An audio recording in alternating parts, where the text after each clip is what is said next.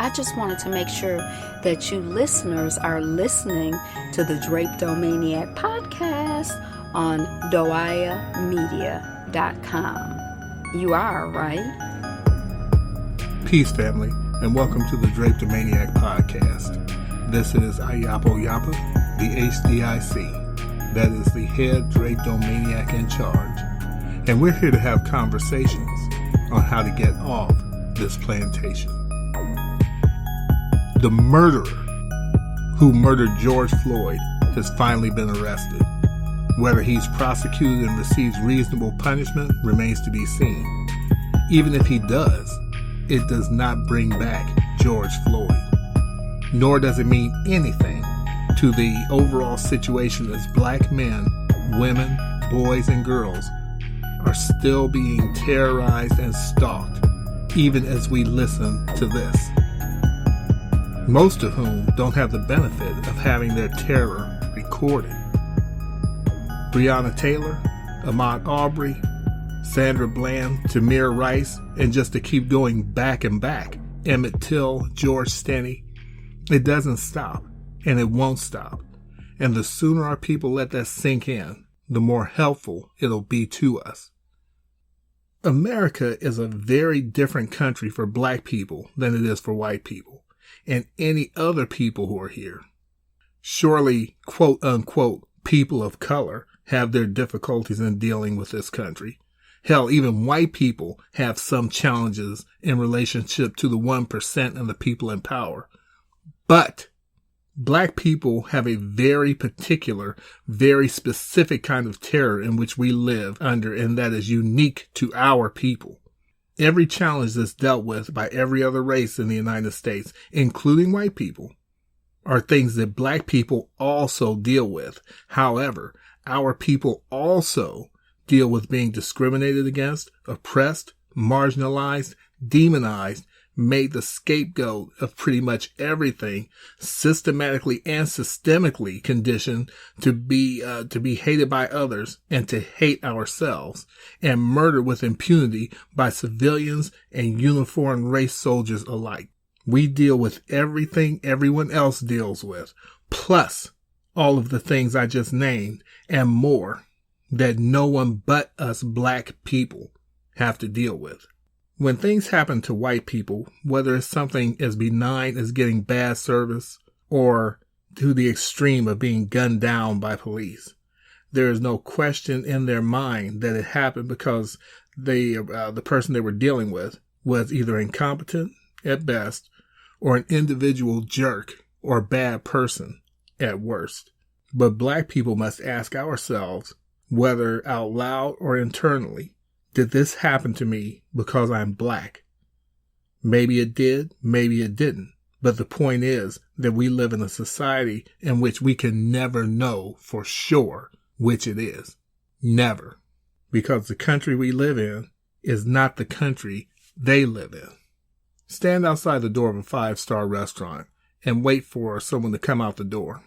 Ask the first person who comes out, very politely, ask them what it's like inside the restaurant. They'll immediately start gushing over the high quality of the cuisine, the opulent atmosphere in which they've just dined.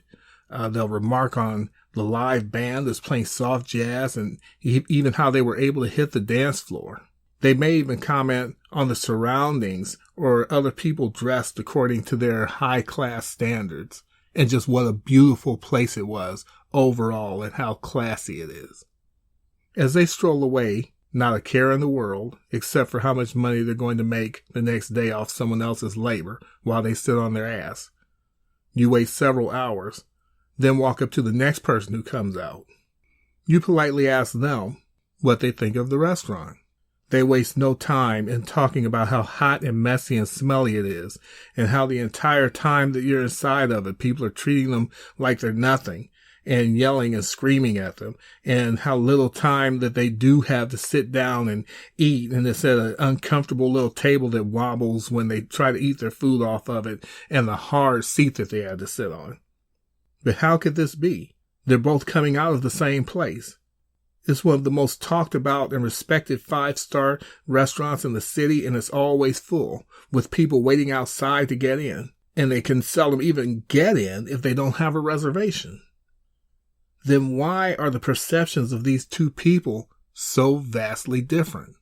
Because the first person interviewed was a rich patron who was having dinner there. The second person worked in the kitchen. The perception of the individuals is not based upon the place or the environment. It is based upon their position within that place or that environment. And so it is with America.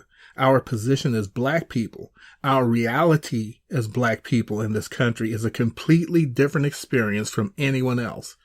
Even if we so-called make it or succeed within it.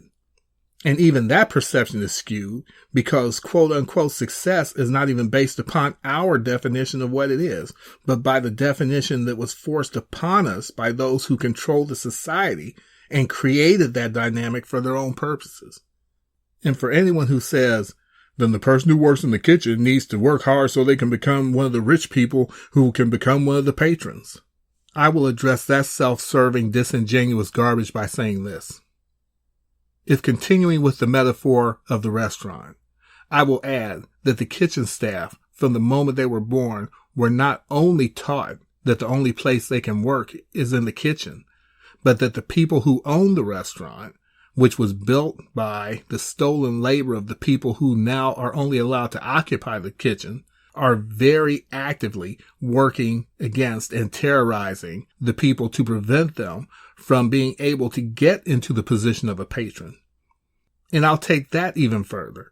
They know that no one would ever remain working in a restaurant under those conditions.